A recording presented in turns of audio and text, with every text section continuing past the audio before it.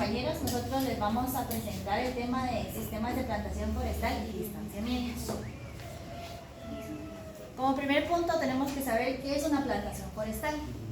Una plantación forestal es un método de regeneración artificial que consiste en el establecimiento de árboles para repoblar una cierta área determinada a través, después de las fases críticas que han pasado las plantas en el vivero. Estas pueden ser, la plantación forestal también puede ser llamada un cultivo de árboles o rodal. Este es creado artificialmente, ya sea por siembra directa o por una plantación. Cuando hablamos de que es una regeneración artificial, el término artificial nos hace referencia a que ha estado intervenido por el hombre en la fase del establecimiento, en cualquier método de los posteriormente descritos. Esta siembra siempre utiliza un material vegetativo que haya superado la fase de germinación y los primeros estadios de crecimiento. También se le conoce como un establecimiento de la cubierta de un área de sobrevivencia de densidad mínima. Una plantación forestal puede tener diversos fines, pueden ser comerciales o de conservación, y está integrado por especies ya sea introducidas o autóctonas de la región. También es una definición de plantación forestal, la siembra de árboles con diferente diseño, tamaño y especies definidas para el área a cultivar. Dentro de los sistemas de plantación tenemos 5 principales que van desde lo más general a lo más específico, desde los más utilizados hasta los más nuevos. Tenemos como principal el marco real, en donde está determinado por que cada pie está situado en un vértice de un cuadrado, como lo pueden ver en la forma. Este es el sistema más utilizado y una de sus ventajas es que le permite el paso de la maquinaria desde 2 direcciones, entre filas y entre columnas. El siguiente es el marco rectangular, en donde cada pie está situado en un vértice de un rectángulo. Esto quiere decir, o tiene como ventaja que tiene un amplio distanciamiento entre calle, y debido a esto las labores son realizadas de esta manera. Este sistema es un poco menos utilizado que el real, pero se está imponiendo mucho en el área de Guatemala. El sistema de plantación de 5 oros es similar al sistema del marco real, como ven en la figura, solo que este sistema tiene introducido un árbol en el centro, y esto dificulta la mecanización de las labores. El paso ya es interrumpido entre un distanciamiento. El siguiente es el de 3 bolillos. El vértice en cada pie está situado en un vértice de un triángulo equilátero. Aquí la distribución es óptima para el suelo y limita también las labores culturales y la mecanización. Este sistema está favorecido o es más utilizado con terrenos con pendientes y acelera la conservación de suelos y permite una mejor penetración y retención del agua. En el último tenemos la pata de gallo, que como pueden ver en la imagen, cada pie está situado en un vértice como en el rectangular, pero aquí se añade una fila que está paralela en medio de este espacio que quedaba en el marco rectangular, y es aproximadamente de una distancia de 1 a 1.5 metros.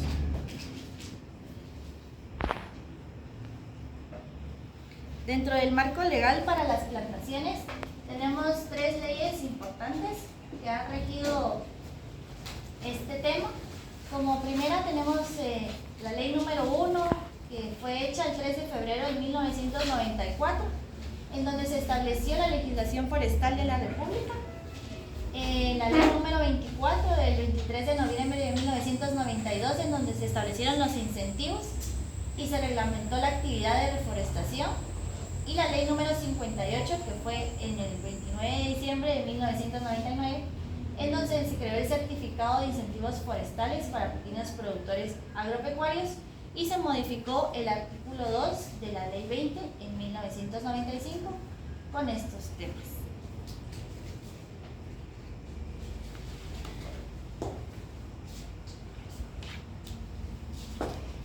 además de los sistemas que acaba de mencionar la compañera, también existen otros dos tipos de sistemas.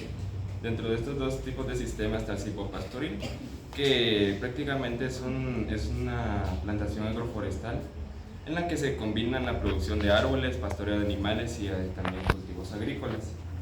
Este sistema es especialmente útil en áreas donde el terreno o la tierra es limitada y se ocupa para producciones diversificadas. ¿Qué quiero decir con diversificadas? Que tiene que haber diversos cultivos, diversas plantaciones de otras especies de árboles.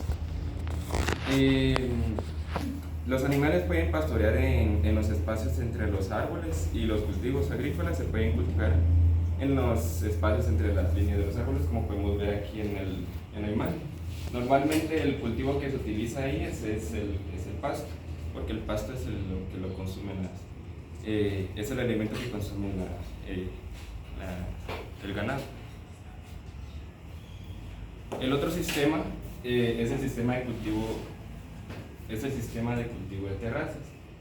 Esta es una práctica agroforestal en donde se utiliza principalmente en zonas montañosas y en donde existe una pendiente de entre 30% a un 70%. Se combinan las plantaciones de árboles y la agricultura y esto también es útil para tierras en donde hay cultivos limitados y se necesita una producción también diversificada. Esta consiste también en la construcción de terrazas de cultivos en las laderas, en las montañas, en las que se combinan las plantaciones de los árboles y la agricultura, especialmente en zonas, como ya lo había explicado, que están limitadas y son también diversificadas. Algunos factores a considerar en una plantación forestal son los sitios, técnicas de plantación, infraestructura, factores personales y también factores económicos y administrativos. Es una práctica agroforestal en la que se utiliza principalmente en zonas montañosas y con pendiente, en donde cuando tomamos el factor sitio tomamos en cuenta también factores como el suelo, factores climáticos y del medio ambiente, más que todo edáficos. En las técnicas de plantación también encontramos las especies de los árboles, la calidad que tienen las semillas al momento de germinar y el tipo de planta en cuanto a la densidad que esta toma dentro de un área específica. También existen los métodos de plantación y preparación del terreno, que como ya sabemos pues tiene que haber alguna faena o alguna limpieza antes de plantar los árboles. Infraestructura, cuando hablamos de infraestructura me refiero a la organización administrativa y actividades operarias. Dentro de estas infraestructuras se mantiene todo el proceso que se lleva a cabo desde la limpieza hasta la producción de los árboles. En cuanto a lo personal, también existe lo administrativo y lo operativo, que es cuando encontramos ya todo el gabinete, digámoslo así, de las personas que administran y operan todos estos tipos de procesos que acabo de mencionar. Y factores económicos. Los factores económicos como ingresos y egresos. Sabemos bien que además de contribuir al medio ambiente con las plantaciones agroforestales, pues también buscamos una rentabilidad dentro de ellos. Y pues lo que buscamos es que nuestros ingresos sean mayores a nuestros egresos. Y también tenemos los factores administrativos. Para las técnicas de plantación tenemos el trazado o marcado de la plantación, brújula y cuerda, jalones, marcación a curvas a nivel, trazado en terrenos con pendiente y apertura del hoyo. Cuando hablamos del trazado marcado de la plantación, según sea el número de plantadores o cuadrillas, tiende a ser a veces entre 2 a 4 personas que ya están experimentadas. Se apoyan de una brújula y de una cuerda. Con ayuda de la brújula y la cuerda van marcando el lugar exacto de colocación de la planta. Este sistema se justifica para grandes extensiones al momento de sembrarlas. Presenta buenos rendimientos y asegura la obtención de densidad programada, que la densidad también va a depender del distanciamiento que le demos a cada árbol plantado, y es algo que va a explicar en un momento mi compañero. También tenemos la brújula y cuerda. Este es apto para terrenos planos y despejados. El instrumento conocido como la brújula es la cual nos permite trazar las áreas diferentes en un ángulo de 90 grados. Nosotros, al momento de estar en un campo, en donde obviamente estamos un poco desorientados, pues la brújula nos ayuda bastante. Marcamos el norte, entonces ya luego nosotros calculamos un ángulo de 90 grados, y eso nos va a ayudar a trazar el área en diferentes puntos. Y esto también nos ayuda para obtener distribuciones simétricas y plantaciones dentro del sitio. Los jalones convienen, esta técnica de plantación les conviene más a los operarios con poca experiencia. Usado en terrenos accidentados. ¿A qué me refiero con terrenos accidentados? Que están un poco quebrados, están más erosionados, y están bastante propensos a obslar. Se puede realizar mediante terrazas también sobre una trocha cuando la vegetación está compuesta por gramíneas, y trazado con la cuerda graduada. En cuanto a la marcación y curvas a nivel, cuando el terreno no es plano, el trazado puede ser siguiendo la curva a nivel, y se pueden utilizar figuras geométricas como estas son conocidas como los tres bolillos. Trazado en terrenos con pendiente. Este trazado pues aplica también a un terreno con pendiente que va desde del 30% a un 50% de pendiente. Cuando el terreno es inclinado, se recomienda trazarlo individualmente para lograr un sitio adecuado y para que cada planta evite ser erosionada, y asimismo también pues, la pérdida del suelo la vaya arrastrando. La apertura del hoyo. El agujero de plantación debe ser lo suficientemente profundo para permitir colocar las raíces de la planta. Para los árboles en bolsa de polietileno, el agujero debe tener como mínimo el tamaño de la bolsa en donde está colocado. Entre las herramientas más ocupadas acá para realizar esta técnica, la convencional como la pala. Sin embargo, es mejor preparar un agujero de plantación con mayor tamaño al de la bolsa en donde está puesta la planta, porque así permitimos un mayor desarrollo de la raíz y una mejor distribución. Un buen agujero se puede realizar con unas medidas de 20 por 15 centímetros para sitios normales de plantación. Para suelos pobres y compactos, pues puede ser este agujero puede ser de mayor profundidad y de mayor diámetro.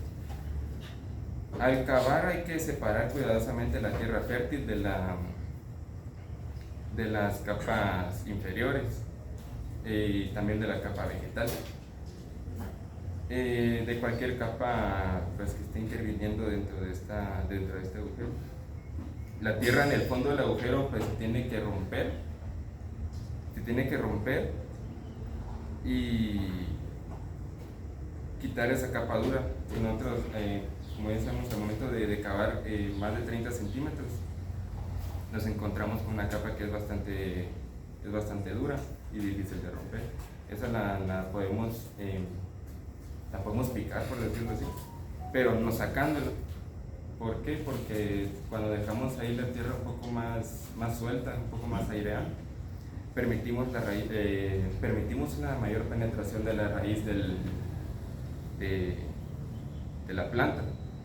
También se pueden retirar las piedras que quedan en este agujero. Cuando se trata del establecimiento de plantaciones con método de cero labranzas, al momento de la apertura del agujero solamente se limpia la maleza en el sitio específico donde vayamos a plantar nuestros árboles con la herramienta de la pala. Entonces se procede a cavar y se realizan distintos procedimientos, como la muestra lista para ser plantada con plantas producidas en bolsa, y en la mayoría de casos se agrega también abono químico. Gracias.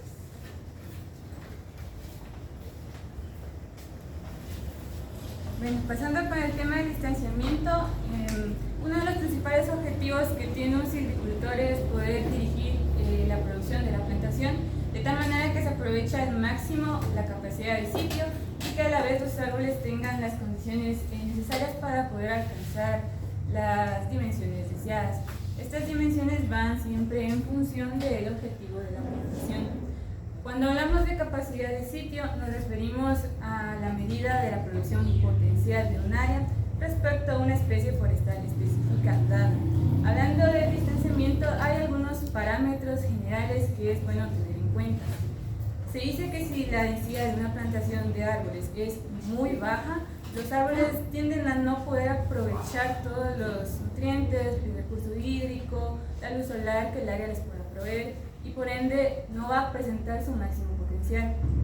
Por el otro lado, si se tienen densidades de árboles muy altas, aquí los árboles no llegan a capturar lo suficiente, o no es para ellos lo suficiente, hablando del recurso hídrico, de los nutrientes y nuevamente de la luz solar del lugar. Distanciamiento, tal como dice la palabra, es la distancia que existe entre árboles y entre hilera de árboles presentes en una plantación, y se rige más que todo en tres aspectos generales. El primero sería el que siempre se viene repitiendo en el curso: depende del objetivo de la plantación. Si el objetivo de la plantación son plantaciones energéticas, se van a tener distanciamientos más cortos. ¿Esto qué nos quiere decir? Que vamos a tener mayor número de árboles por hectárea. Y los distanciamientos más usados son de 2 por 2 metros, 2 por 1.5, 2 por 1, 2.5 por 2.5 y de 3 por 1.5 metros entre árboles. Estos datos a veces llegan a variar dependiendo de la bibliografía que se consulte, pero siempre va a estar entre ese rango. Y a partir de estos distanciamientos se pueden obtener densidades de árboles entre 1.667 a 10.000 árboles por hectárea.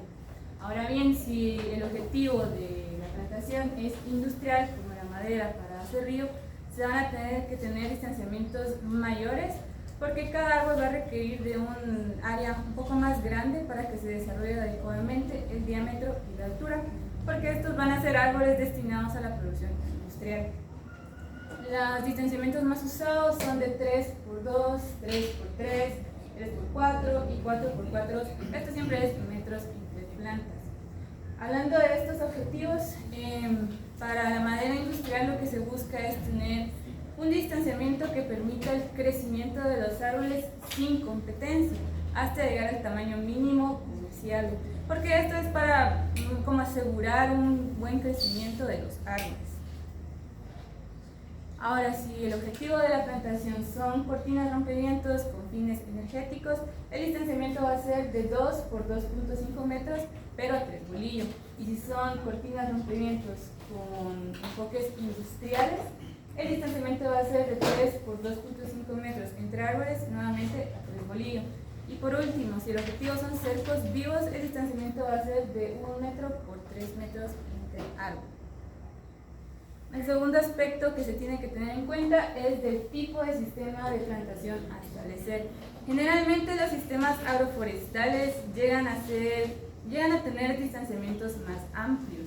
Por ejemplo, en cultivos entre callejones, la distancia entre callejón llega a ser de hasta 10 metros y entre árboles pues llega a ser de 1 a 2 metros entre árboles.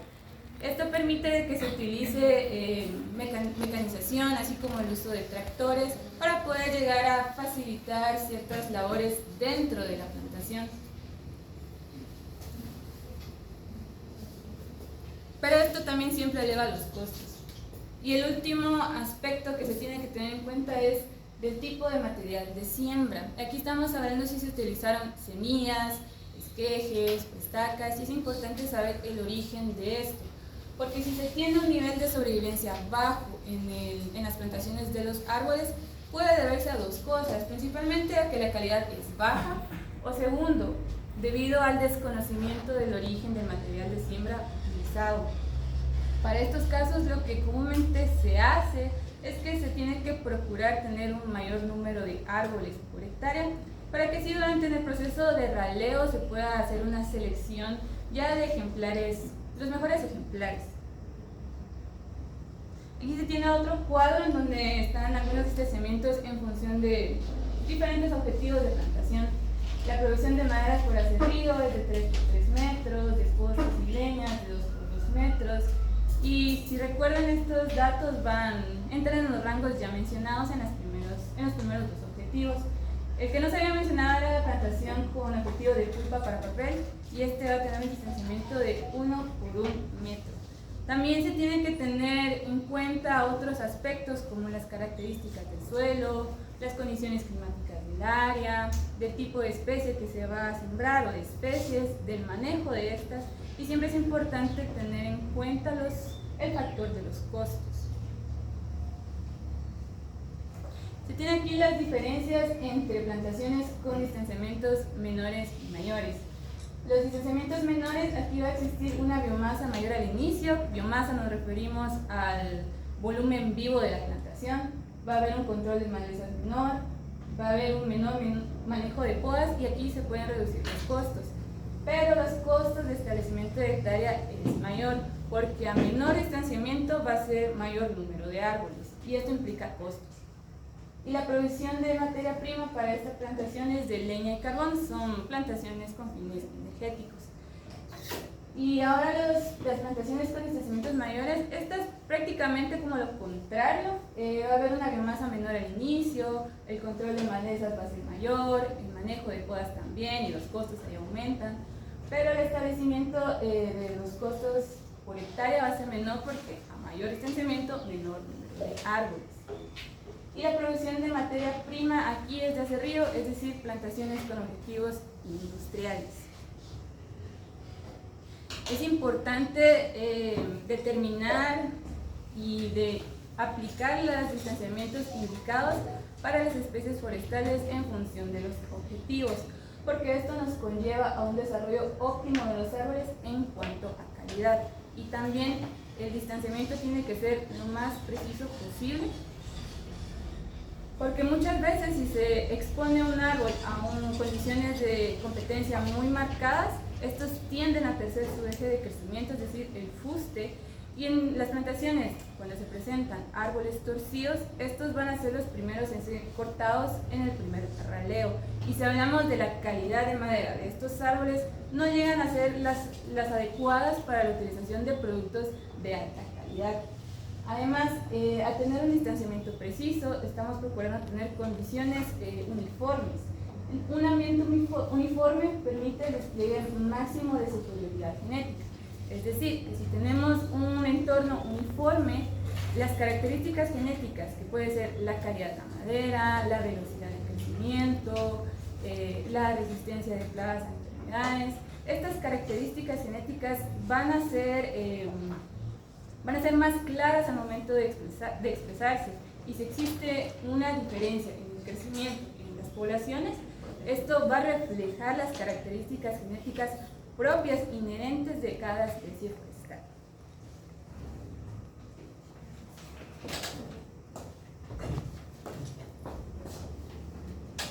Ese sería nuestro tema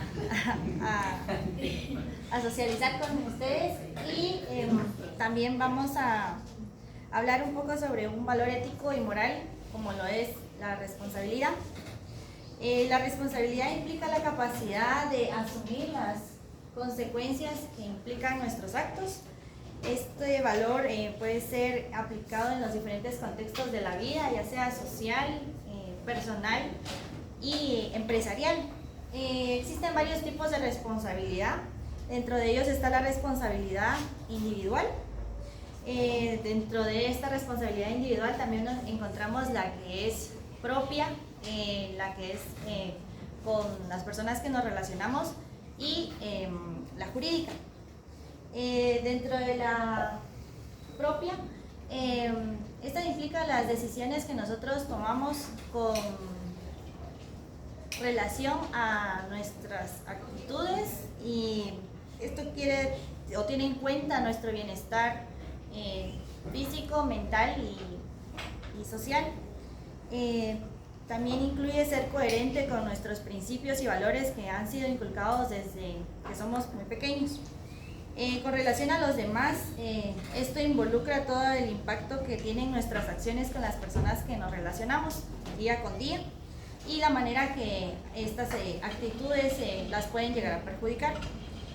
Ante la ley significa respetar las normas que han sido establecidas desde siempre y asumir las consecuencias cuando éstas se infrinjan.